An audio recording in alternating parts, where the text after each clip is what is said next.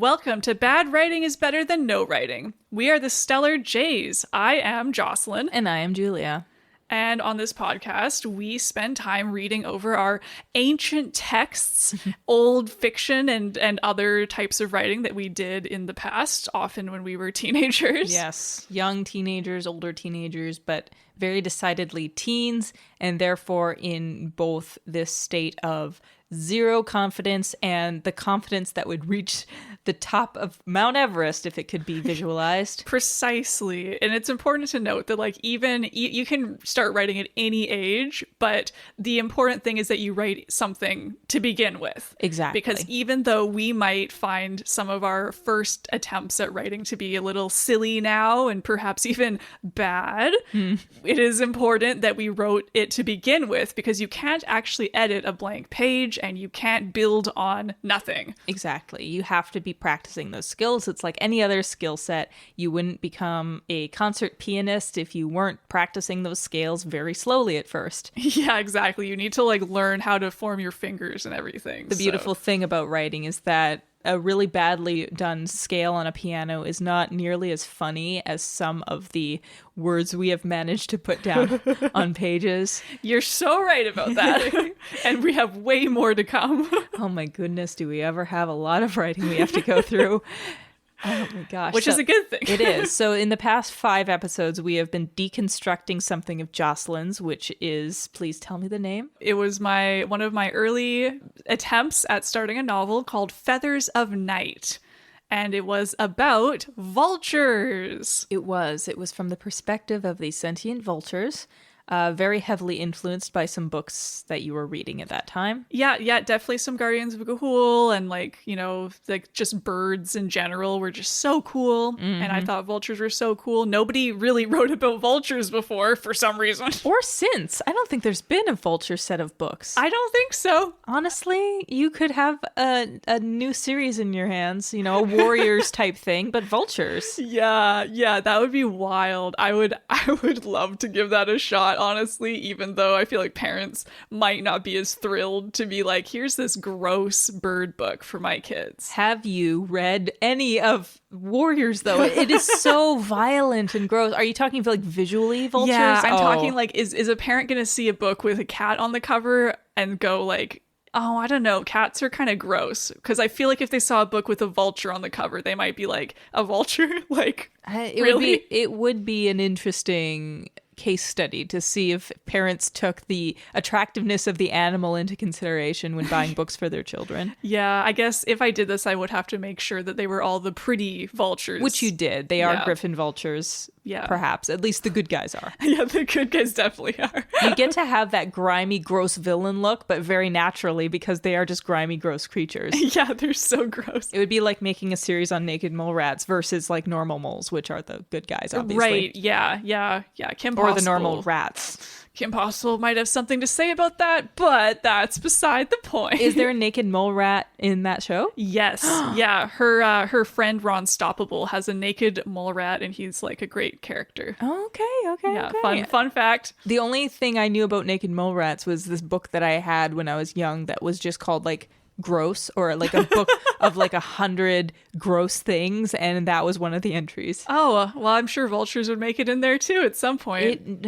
I don't know if it went by alphabetized or V is for vulture. Yeah, that would have been probably taken up by vomit.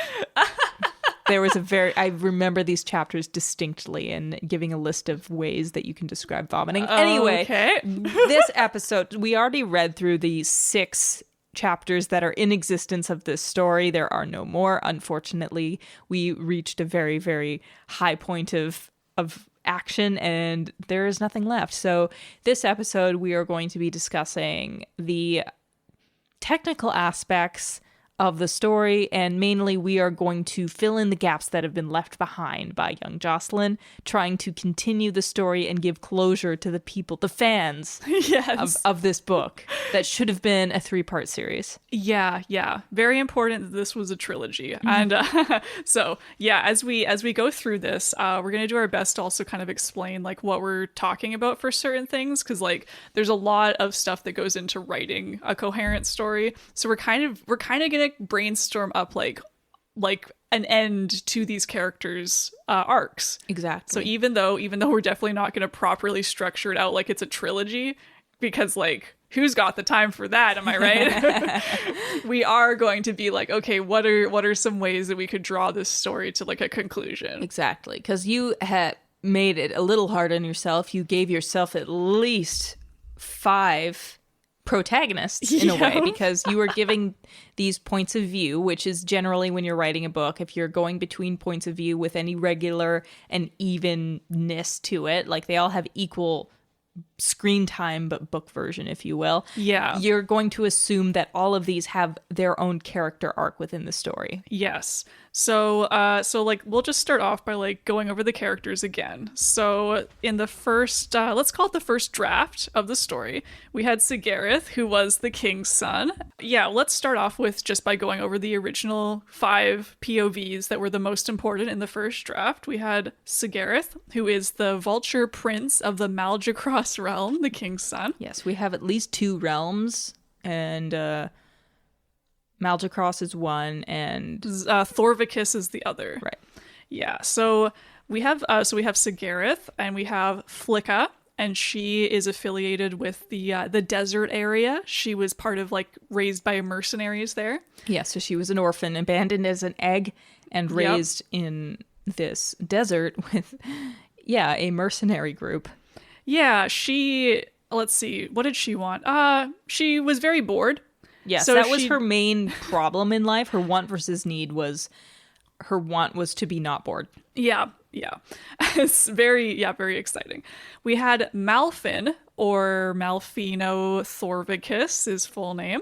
He was a vulture with an eye patch, that he received through some mysterious fight in the past with a warlord. Yeah. So he had an eye patch, he still had one working eye, and he seemed to be hiding out in the mountains with his friend Zarathos Flintigthar. So those two started out as just like, kind of hanging out at this healer's cave, trying to kind of get better, get their wings out from under them. Wait. They were trying to regain the wind beneath their wings. Thank you. Yes, that's exactly what I meant to say. But Zarathos, he was trying to hype up his friend. He was trying to make him feel better, whereas Malfin has gone on this year-long depressive episode. Yeah, because he lost his eye a year ago. He lost his eye. He also lost a battle. Yeah. And we haven't gotten much information on what this battle was, but am I right in thinking that it was between these 2 realms? I would think so. Okay. Yeah, I don't fully understand those details. I mean, but we can sort this out now. If we can think about it, that would be a very good conflict, because he's trying to help the king's son of a realm that was against him in a war where he lost his eye. Yeah. Okay. So it begs the question, why is he even trying? We're going to put a pin in that and touch on the final POV that was important, at least, which is Sintothros Viroser, who is the main healer of this like medical cave in the mountains. Right. So the first thing I'm going to say is that I think Sintothros' POV can go. I think that it can. He's not nearly important enough to be in the 6 chapters that we've had, and I don't think that you had thought out any kind of character arc for him in future. No. So the interesting thing about that was just that I wanted to explore what it's like when a character goes into enemy territory, because they're needed. So what the whole point that I wanted to do with Sintothros is like, oh, he's in with these evil vultures. And so they didn't have any POV yet, but they were called like the Black Feathers. They're like this pirate group of vultures. And so Sintothros was taken by them to go like heal someone, probably one of the rulers of this like group. Okay.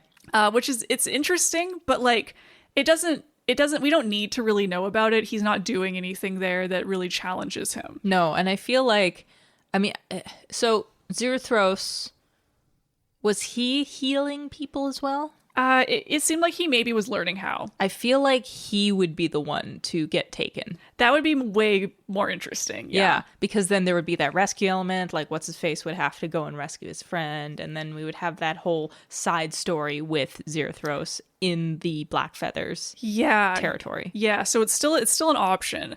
So if we cut out the whole like side plot that we had in the previous chapters of Synthethros being like kidnapped and like us needing to see his POV. Right. I think that the initial ideas of the story were still interesting. I think so. So Sigareth, initially, he's trying to leave his like luxurious life as the Vulture Prince. We don't know why. His friend was taken from him. We received no more information about that. Do you remember knowing anything about this? No. Oh my god.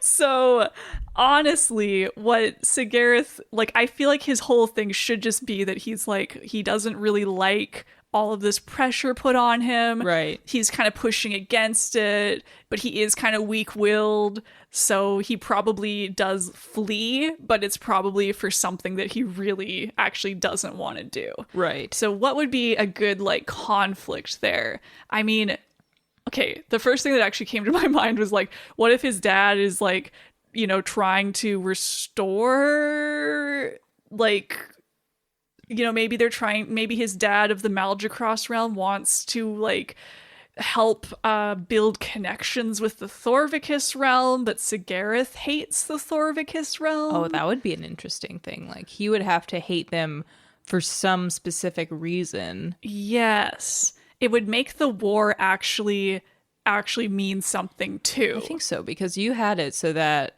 Malfin's eye injury was only about a year old. Yeah. Like, this is recent stuff. Yeah. And vultures would be like, that was so recent. Exactly. But even if you put it like several years ago or whatever, like the equivalent of many years ago in Vulture time, we could still have it where Sigareth was alive during that time. Maybe he did lose a friend or something due to the war of some kind, right? Yeah. Something that would be a big deal for him, but not a big deal for his dad, who's just trying to, you know, foster peace in a way. Yeah, like it's so like the three political players that we have in play are the Thorvicus realm, the Malgacross realm, and then whatever the pirates, the Blackfeather pirates are up to. So that almost begs the question, if the Blackfeathers, hold on, let me think. The Blackfeathers want to kill his dad. Yes. So that's not good, because I was going to say, what if he wanted to go off and join the Blackfeathers if they were against the other realm in a way, you know what I mean? Hey, yeah. Yeah, like, I'm trying to think, do the Blackfeathers need to exist? I kind of like that they're like a third party. Yeah. Because having like the two sides be at odds, it could work, but well, yeah. if it starts off though that they're trying to foster peace, like maybe they would have to come in later or be like a smaller group or something that like disrupts things even further. Yeah. Or it could be that they're trying to foster a truce or whatever because they need to fight against this third party. Yeah. This bigger threat. It can't just be like 10 vultures in a bar, which is like what it is right now. Yeah, that was really funny. Yeah. It has to be this like invading country in a way that is a really big threat, and they could only fight against it if they joined forces. Yeah, so I'm going to change that title from the Blackfeathers because like Malgacross and Thorvicus don't sound at all the same. No. And like Blackfeathers is like a group of people. Yeah. You need to have it as a country or another realm that is, I guess, right? Yeah.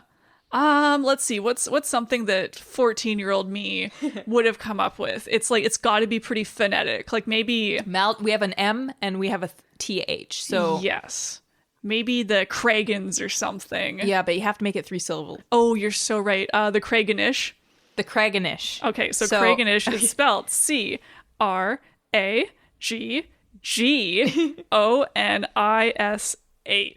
The Kraganish, and it always has to have that really like nice musical quality, and it always has to be phonetically spelled. Yeah.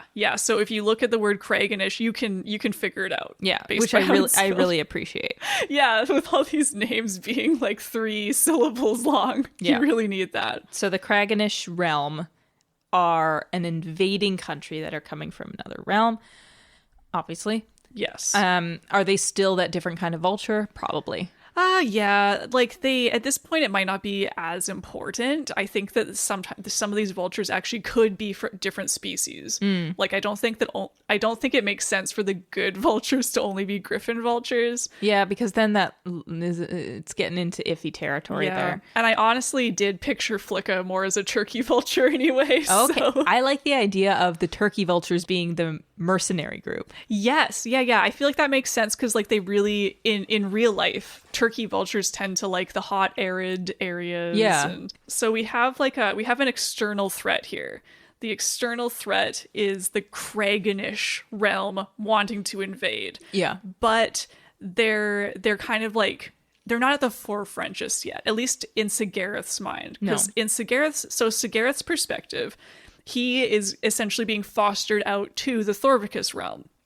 And in his mind, he's like, there are enemies like this, they're the ones who caused the loss of my friend. And I haven't forgiven them. And I can't believe my dad is like, maybe he thinks his dad is capitulating to them. Yeah. So he doesn't like it. And even though, like, politically speaking, his dad may have very good reasons, such as together we can, like, these two realms together will have a better chance at defeating the Craiganish realm. I feel like the Malgacross realm is bigger, but the Thorvicus realm has a better military. Yeah, I think that makes sense. Yeah. I think that like is a really good way, because the Malgacross realm that Sigareth is part of, there's like vultures who have a lot of like resources to build interesting architecture. Yeah. And then the Thorvicus realm, which is where that market is, correct? Yeah. It's like mud shacks and things like that. So I feel like they have less land, less resources. Yeah, so they really do depend on each other to survive, for sure. So let's see. Okay, so yeah. So now at least we have like the setting down. Yeah. Like we have a pretty good idea of like what the big stakes are. So then character stakes. I think we have a pretty good one for Sigareth, like why he would want to run away. Yeah, he wants to escape this, like he doesn't want to work with the other realm. And he wants to escape to where though? Yeah, does he just want to run, or does he maybe have in his mind that he wants to go join the mercenaries in the desert? Yeah, maybe that's what it is, because they know about the mercenaries. He doesn't want to be involved at all with this war. Which is, then why do you run to mercenaries? Because they're just going to get hired.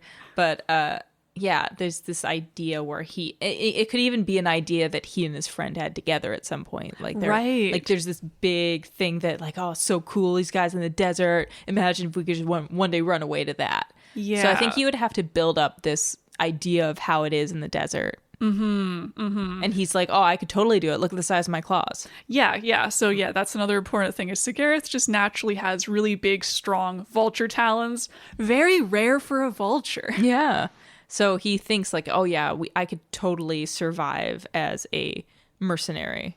So in a rough plot graph, would Sigareth running away be the inciting incident? I think it would be. Okay. I think so.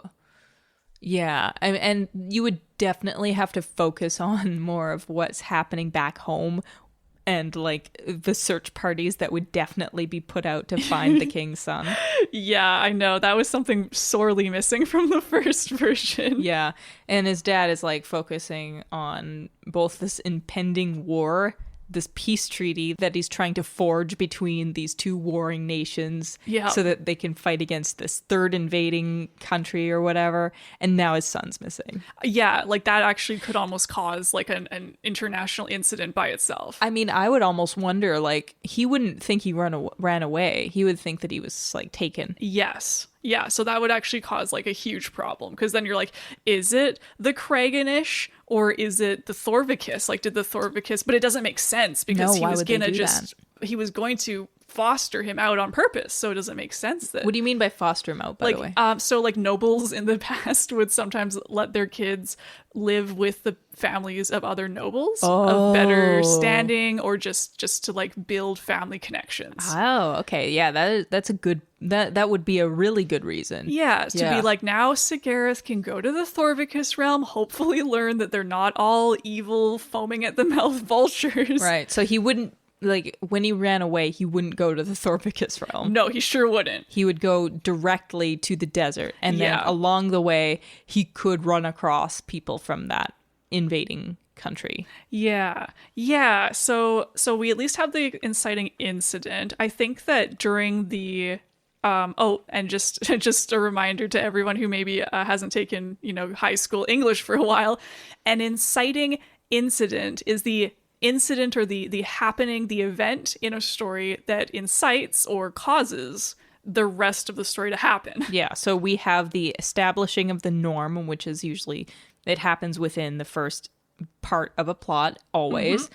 The norm is actually this growing tension between countries, but it's also where, Sigareth is at home under the rule of his father. The inciting incident is what happens to change the plot. It's the big change to the norm that sets the plot into motion. And in this one, we don't necessarily... I guess the inciting incident would be the father telling Sigareth that he's going to be fostered out. Yes, and then Sigareth's response to that, his accepting the call to adventure, would be to decide to run away. And that would be the end of that first act. So you would have to build up that first act a lot more, because in this one, you just have him at the tail end of a fight with his father and then decide immediately, like, why don't I just run away? Yeah, Never thought of that before. Looks out the window and goes, I have wings. Yeah. Hold exactly. on. So in this new version, we would have more build up, more backstory, in more establishing of this vulture culture at first with Sigareth, even going maybe to the other points of view to establish their plots as well, their norms. And then we would have that introduction of tension, him, meaning the father, telling Sigareth that he's going to, foster a bond between these two warring countries, and him just not having it. Yeah. Yeah. So at that point, he's like, I'm leaving. I mean, he might not tell his dad that. I don't think he would tell his dad that. He would just be like, I disagree. And his dad would send him to bed without any supper. And then he would, in the dead of night, flee. Yeah, and so that big thing is what would be needed to push him into this big decision, because if it was something small, then we as an audience would be like, well, why didn't he just do that before if running away is so easy? So this would be a big enough reason where he would make that leap into the unknown as a pampered royal. Yes, one of the big questions to ask when you're formulating a plot in general is like, why can't the characters just do the easy thing? Yeah. And so in his case, it offends his conscience. It offends his loyalty to his friend. It offends his loyalty to his country. He feels. So exactly. That's why we understand why he just leaves. And we would actually like him a lot more in this case, because he's a very active character. Yeah. He's also a very moralistic character. He might be a touch narrow-minded, and we can forgive that because he's young, and we can see why this kid who lost his best friend to this other force would not want to then join forces with this force. Yeah. So him honoring his friend in that way by making this brave step will make us really like him, despite him maybe being a pampered royal. Yeah, a little whiny, but at least it becomes more endearing. We can forgive it better. Yeah, and we would have to, of course, set up also what his plan is, because in this one, he just runs away. We don't know, like, where is he going? Yes. Is he just going out for a few hours? Is he going out for a night, or is he going to stay out? I mean, he doesn't take any rations with him. He doesn't make any preparations, so you could consider that kind of thing as well. Mm-hmm. Yeah.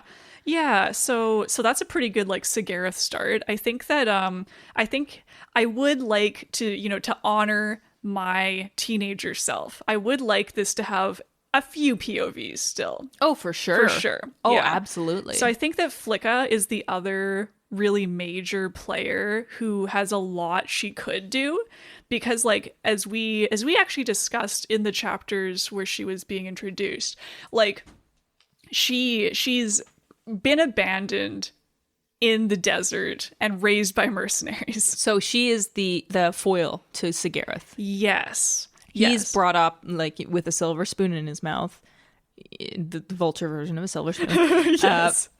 And she is brought up in the exact opposite way, born into not servitude, but she's basically like gonna be a mercenary. Yeah, and he's throwing away all of what she would really appreciate, I think. Yes, in this case, in this version, I would say Flicka actually kind of yearns to escape. Yeah, she the doesn't desert. Exactly. She doesn't like always working. She doesn't like being in the desert. She wishes that she could feed on more than carrion, rotting carrion. Yeah, right. And she would feel jealous of the life that Sigareth has had and would feel dumbfounded that he would leave it. Yes. Yeah. Like in this case, Flicka, even if she maybe has a chip on her shoulder, like it would be because she feels like she also has to kind of prove herself to everyone around her. Yeah. And I think he would do a better job at establishing that this isn't like this really glamorous, cool lifestyle that Sigareth and his friend were dreaming of. Yes. It's hard work in the burning sun. Yeah. It's eating rotting food that's been rotting in the sun. It is constant vigilance, always working as a kid, because I would imagine what age would you say these characters are? Yeah, like in human years. Yeah, I would say Sigareth is probably like maybe 15. Yeah, and Flicka maybe is 16. But no, I would even go younger. Yeah, okay, actually that makes sense too, because like I feel like she acts older than she is. I'd say they're both 14. Yeah, so they're 14. She's been working for her like remembered life, basically. I don't think that these are good guys, really. Maybe they're a little bit, but like they have to work so hard to survive in the desert that she just never had the luxury of being a kid. Yes. Yeah, I would agree with that. And like I think she could still also be a little bit like conscious that she's a girl. Like maybe the mercenaries are kind of sexist. But yeah, I think so. Just the mercenaries. She's always had to work a little bit harder, but she's like her main problem isn't being bored. Her main problem is being overworked, trying to live up to the standards that she's been born under, and abandonment issues. So many abandonment issues. Yeah, and that will make me forgive her kind of crusty outside and her always being irritated and her lack of knowledge of the outside world. Exactly. As long as you build up that was her childhood, and it gives a really good like juxtaposition with Sigareth. Yeah, because like they kind of become that yin and yang balanced out. Yeah. Oh, and also juxtaposition. That's a word that means when you place two things side by side to make a comparison. Yeah, and character foil, which is something I mentioned earlier, is kind of like that. You'll see it a lot in stories where there's one character and then the other character is their foil, which is it's almost like a mirror in a way. Yeah. Like if it helps to think like foil, like aluminum foil, at least that's one of the ways that I was able to start remembering it, is like like these two characters, if one is a foil of the other, they end up like reflecting back like the differences, like when you put them side by side and like there's two different characters like looking at each other in the mirror. Yeah, they're opposites and they contrast with each other. Yes. Yeah. It's like looking at yourself in a funhouse mirror, kind of. Like exactly. It's so different. Yeah, in most stories you'll see this examples of character foils. It's a literary device. Yeah. Now, I'm not as sure. Like, I think that Malfino, Malfin, and Zarathos, in the first act, they need to show up, obviously. Yeah, I know. I know what you're gonna say, and I don't want to lose them, but also they aren't. Are you gonna say that they're not as necessary as POVs? Not as necessary. Maybe we don't need both. Yes. I think that we should have Malfin.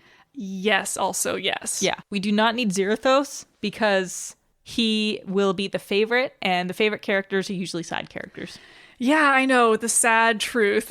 Yeah, so if we do not have a POV for him, he will no doubt be the favorite. Yeah. And therefore you can use him for very angsty scenes later on. Yes, yeah, and it makes sense then, like, why we don't know everything about him in the past. Yeah.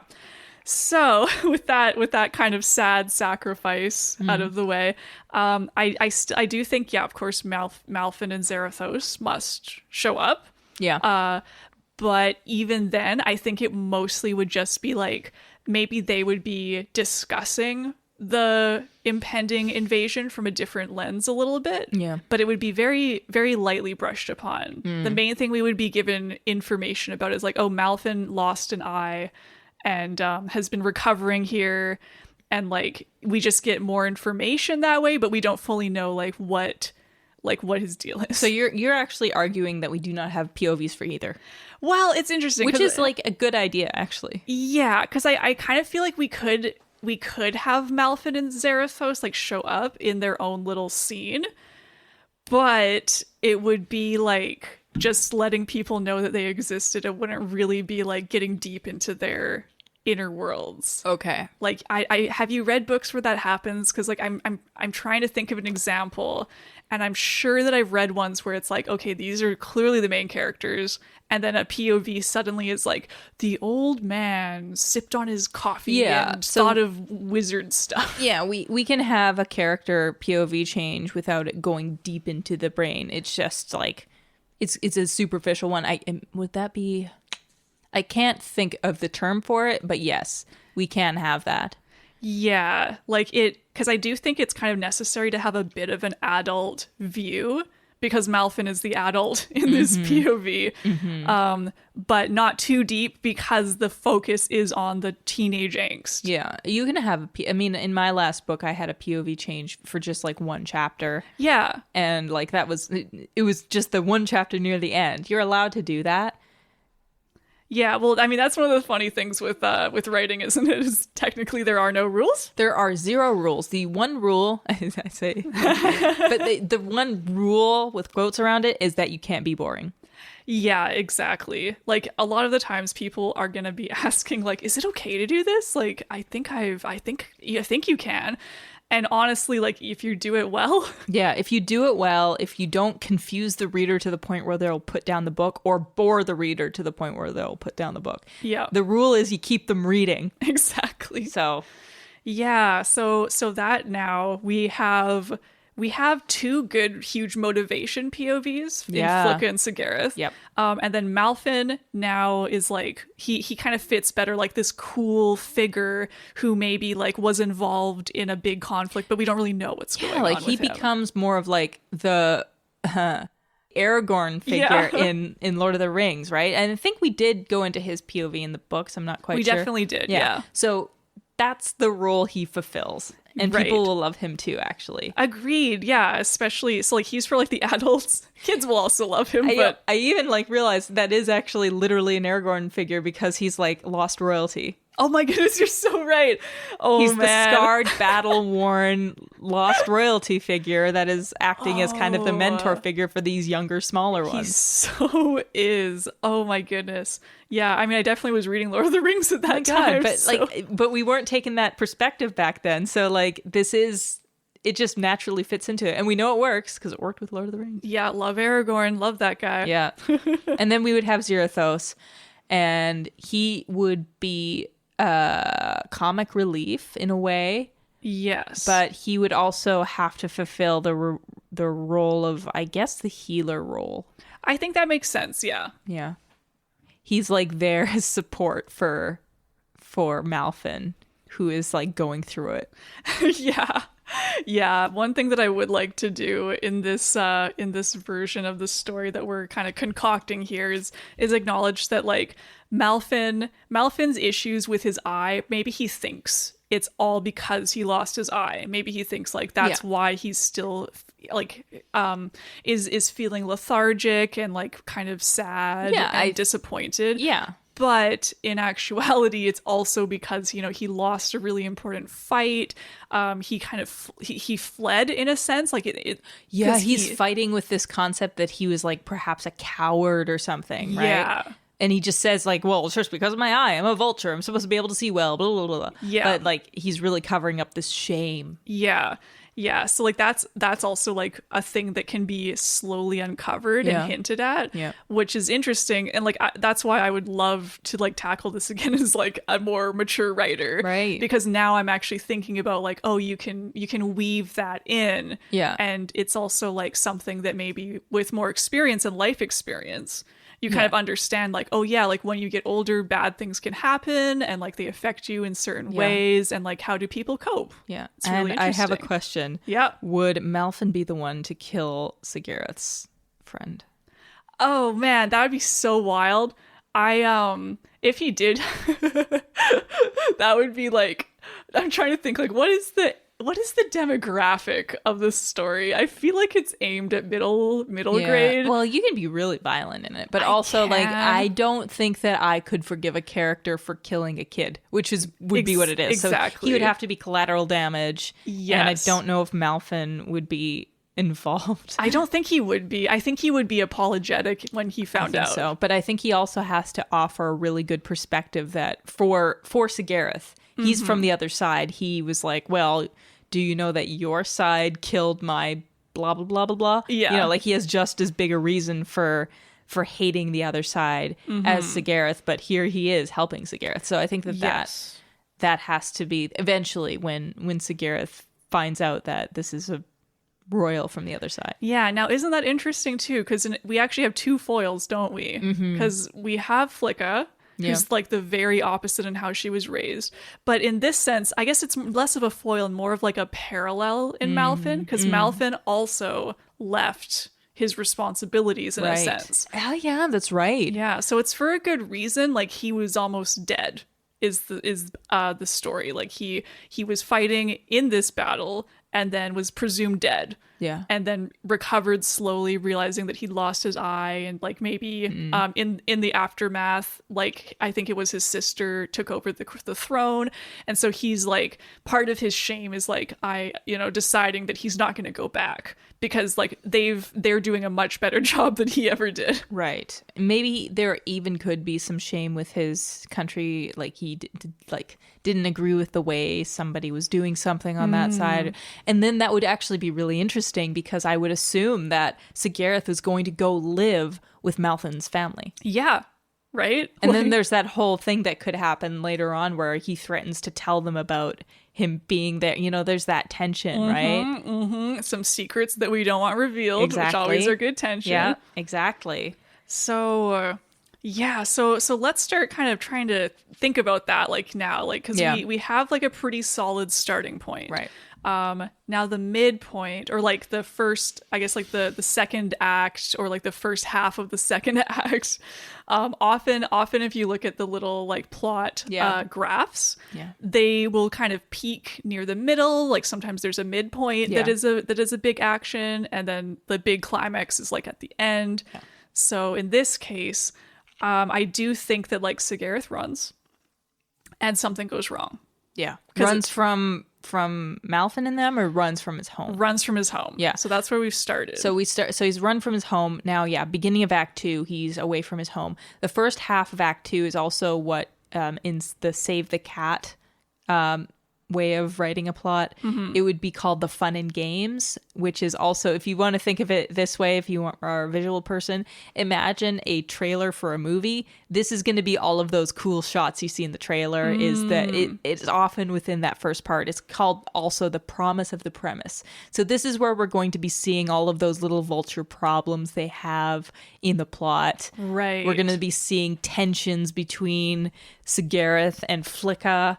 We're going to be seeing them like getting their food in some way. There's going to be like a spit take perhaps, or a Flicka being like, oh, here's dinner. And then Sigareth like, what dinner? And then it's like rotting food. And he's like double taking like, excuse me. And she's like, you call yourself a vulture? All of that stuff. We'll see the differences between the two. And we'll see them with the other duo. And we'll also be building up that actual problem, which is this third country coming in. Yeah, so in this like exercise, we're not like coming up with like the exact moments. Like we're not saying like here's how they meet and here's how we're like, okay, so Sigareth runs, something happens, and he and Flicka are now together. We just need to make sure that they have a motivation. Yeah, so I don't know, would she be trying to get him home, or would she be are we staying with this concept where Sigareth has overheard these people from the warring country outside with their plan to kill the dad? What would be fun is if maybe they end up in the Craiganish realm. Oh, like yeah, perhaps, he takes a wrong turn because he doesn't know where he's going. He's wanting to go to the desert, and then he ends up in the Craiganish realm. Yeah, so like in that case, like they're both potentially Flicka like runs into him by accident, and they're both like, oh shoot, like how do we get out of this? That's true. Like maybe she was hired for some mercenary job by that country because like they're just for hire, right? They don't care who they're hired by. And so she gets this wrong end of the stick thing where she like has to go on this dirty job. Yeah. And so she accompanies them there and then runs into him in the streets or whatever, wherever she runs into him. Yeah. Yeah. Cause like I would say that she also has a conscience. Yeah, like, she does. Which is another thing that makes it harder to be a mercenary. I know. She hates it though. Like she's just told, okay, go. And then she's like, but I don't want to go with these guys because I don't know why she would have loyalties to anybody, but like something about this invading country rubs her the wrong way. Yeah. Yeah. So yeah, she's like right away, I'm like, this is so good. Like it's so fun when it starts actually like coming together. It's like literally like cooking. Mm-hmm.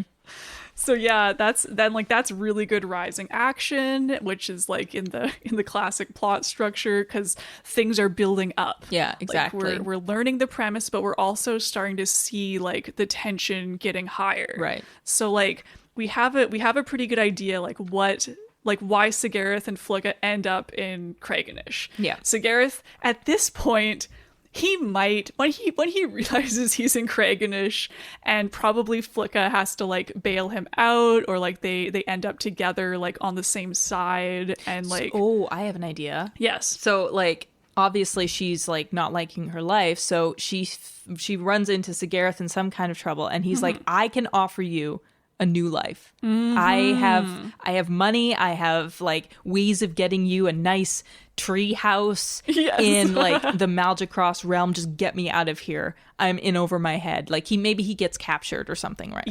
Or is just in some kind of trouble. He would get into trouble. And she's like, okay, I like this. Yeah, it's a way out. It's a way out, finally, what I've been wanting. I don't know if at that point she would know that he's the king's son. Maybe he doesn't want to give her that information because it would be wise. Like she could even get more money from like handing him off to to this warring country, right? So like he keeps that secret, so that's a secret for later. He just knows that he's like, okay, if you get me back to the Malgacross realm, I will give you money. Yeah, and like she believes it because like he probably has like really nice feathers or something. Oh yeah, there's something about him that like he has very polished talons. He's like his feathers are super glossy. Some accent, some posh accent. Exactly. She's like, oh, this guy's loaded. Like perfect. Yeah, so that's the reasoning for getting out. She gets him out in some way. We can see her training come into whatever, right? Yeah, and I mean at that point he could still think he wants to go to the mercenaries, but she's like, no. Like he honestly might have been like, take me to the Malgacross realm, but like maybe we'll stop at the mercenaries. Yeah, or he's just like completely like, oh yay, we got out of there. All right, I'm gonna get going. And she's like, wait, what about our deal? And he's like, what deal? Yeah, this little like gremlin of a vulture. He's like, I don't have to like follow through on anything. Yeah, I have no consequences. Nothing I do matters. Exactly, because he's grown up like a silver spoon in his mouth, and so he's in his beak, and he's just more than willing to be like, oh, screw you. You're just a mercenary. Yeah. And then she's like, oh, bet. And she takes him down and is gonna drag, I don't know, something. I mean, that's it's an idea. Yeah, for sure. And then somehow they'll also have to run into Malfin. Yeah. So now that's where I'm thinking like, okay, so Sigareth's disappearance obviously people would know. Right. Like, even if the Maldracross king is trying to keep it a secret, people would know. What if the Maldracross king seeks out Malfin? Well, that's what I'm wondering. Like, why? Like, we're going to have to imagine that it's because he's a tracker. Yes. So that's exactly why. So the Maldracross king is like, I need somebody to be very discreet. Yeah. I can't use my own people. I can't trust that they'll keep this discreet. I know for some reason that Malfin is still alive and in the... Even if he doesn't know who he is, maybe he still would be like, you're the best tracker I've heard of. Oh, or okay, something. yeah. So then it's like Strider. yeah, exactly. So he's like, I know of this, or somebody tells him like, there's somebody in the mountains who is renowned for his tracking abilities. Yeah. Just go and ask. He's super discreet. Mm-hmm. People ask him for jobs all the time. Just go to him. And so he goes in his like cloak or whatever. His vulture cloak. His vulture cloak. He goes, seeks out Malfin, is like, I will give you this to go and find my son. Yeah, and Malfin whole thing is he's like, I don't want to do it, but then he's also like, oh, but like if my father was still alive and looking for me, like I would wish like that I could see him again. And that's true. Like nobody came and looked for him. So he has that thing. And then we can also have Zero coming in with his quips like, you've been down and out all these months. This is the exact kind of thing to like get you back on the horse. Yeah. Another thing that doesn't work with vultures, but they would probably say that. Yep. This is the thing to put the wind beneath your wings. Yep. And so he's like, you know what? I'll even come with you because you are still not quite used to your like losing your eye, and I can come with you. I can put the balm on your eye or whatever it is that he does. He's a healer, whatever, and I can just keep you company. Yeah. Zarathos also wants to go on an adventure. Yeah. He's also like, if we have his arc as well, he's bored. He can be the bored one. That's true. Finally, yeah. Finally, we can use my really important board drama theme. Exactly. That tension, that conflict can still be in there, but we'll give it to Zarathos. Yeah, he'll make better use of it. Exactly. And then that's how they go, and then we can just employ the very convenient tracking tactics to take them all the way to that new realm. Yeah. So obviously, like, as we reach the midpoint, usually at the midpoint of like in the second act is when things like really go wrong. Yeah, it's like the part where, if you want to think about it this way, it's where beep gets real. Yeah. The crap hits the fan, you could say. Yes, things take a step up into urgency at the midpoint. Mm-hmm. Yeah, so we have like a pretty good sketch, I would say, of like the first half of Act 2. So like the midpoint would definitely be like probably some secrets getting out, which cause like the trust to be tested. Like in that case, maybe like I'm trying to think of like how that might happen, because like maybe Malfin, like maybe there's a giant rift between Malfin and Sigareth. Malfin finds him and like maybe helps him get out of a scrape. Like he finally manages to find Flicka and Sigareth.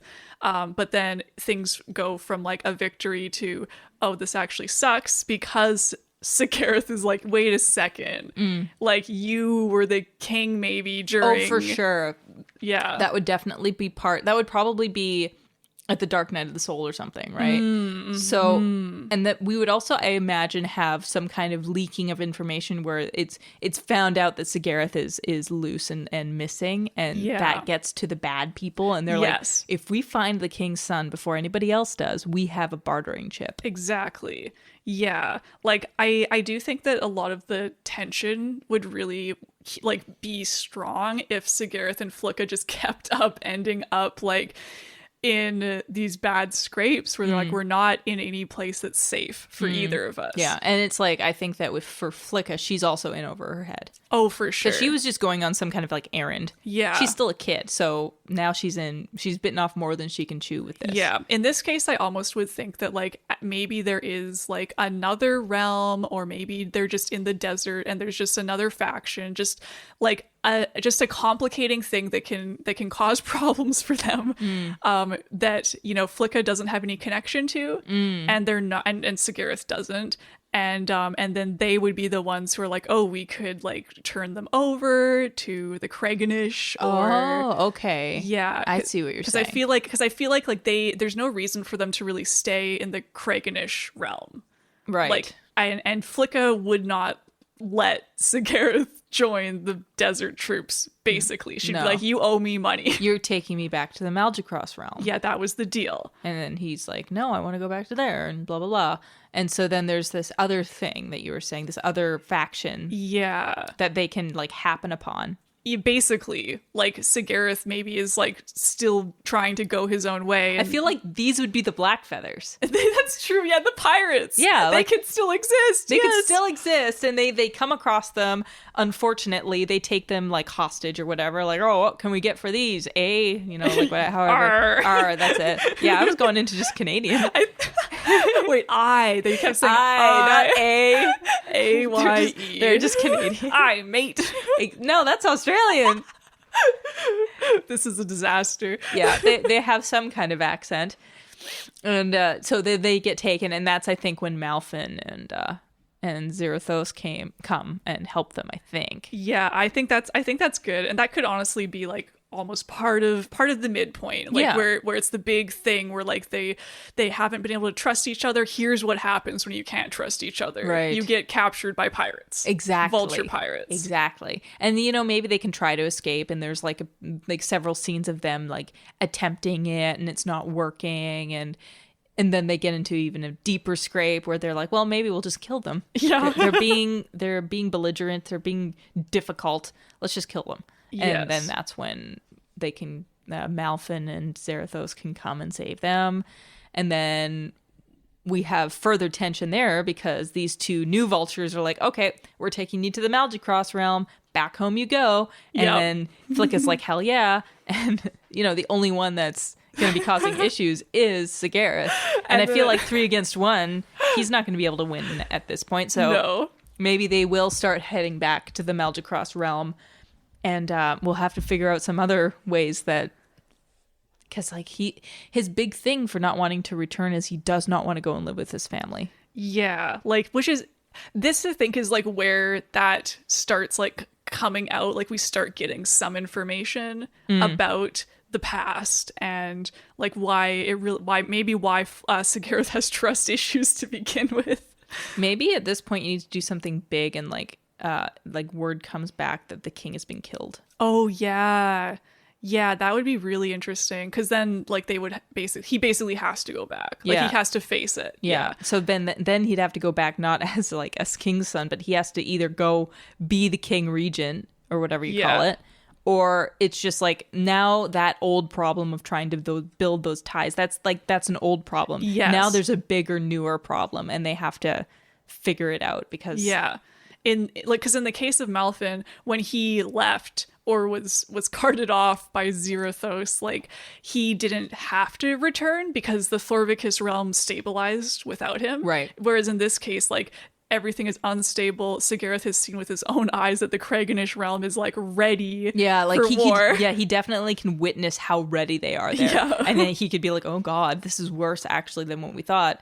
But he still doesn't want to return, but he feels like maybe he should with this intel, and then that goes away. And then he goes between these two whatevers of wanting to return and not wanting to return. Yeah. And then now he's dealing with this horrible guilt that his father's dead. He could have stopped it. And now he has to return, I think. Yeah, I do like the idea that he basically is king now. Yeah. Like, it's so much responsibility. Well, it's almost like, if he doesn't return, it's almost like a Lion King situation where, like, some other bad person would come into, or at least from the warring country, they would come and take over. Yeah. Right? And so he has to return as the rightful heir. Yeah. Something like that. Yeah. And, like, I think it makes sense that, like, this happened maybe during a skirmish or, like, assassins or just something where, like, they see that there is another fight on the horizon. And then the fight is the climax. Yeah. The fight is the climax where they all have to work together and blah, blah, blah. There's obviously other things in there between, you know, the Thorvikis realm and the Malgicross realm that we haven't really figured out. Something there. But, you know, then the big fight is the climax. I assume that they win, although there has to be some casualties. I really don't like the idea that it might have to be Zarathos. Let's not. and say we did. Oh. I know. Yeah, I would hate it if Zarathos died. He can get very, very injured.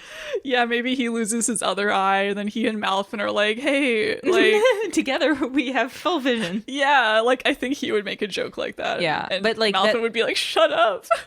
I mean, Malfin would then have to take the role of the healer, which would be a really cool moment. That's right? true. So He'd be like, Zarathos would be constantly trying to teach him things about healing throughout, and it'd be this banter thing, and then he'd have to apply it. That's really nice. Yeah. Yeah, especially if Malfin's one of his things is maybe he also has blood on his talons, so to speak, and is guilty about that. So then he's like, I can use my claws for healing. Yeah, too. exactly. This is kind of him redeeming himself if he's able to save his friend. Yeah. Aww. So we just solved their whole arc. Yeah, there we go. And we are almost at time. So we basically are at time. Yeah. So I think that that's a pretty good rough outline of giving this story an actual arc, the characters' actual motivations. And it actually seems like it could wrap up in a really interesting way. And I think that it's kind of impressive that you managed to make these characters that have such distinct good arcs that make sense, because it is hard to make character arcs. Well, thank you. Yeah. Because when I started, from what we saw, it was kind of what does Flicka want? She doesn't want to be bored. Yeah. But she is, and she doesn't want to leave either, so let's just throw that out. And she doesn't like her job. It's very stressful. She's never bored. Yeah. She would love the privilege of being bored. Exactly. So we're actually going in the reverse direction. Yeah. And then the actual boredom comes from, it can come from Sigareth, but it can also come from Zarathos.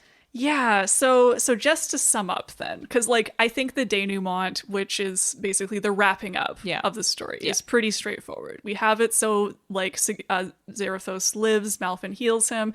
We have probably Sigareth becoming king, or at least having support, so that he can step into that role in the future. Mm-hmm. And then Flicka, because she was able to help and had played such an important role, she probably gets some sort of advisory role, or she's able basically to have the luxury of being bored. But of course, she's never going to be bored because she really likes her job now. Yeah, exactly. And she's able to have the luxuries that she couldn't always have. She gets to have cooked food.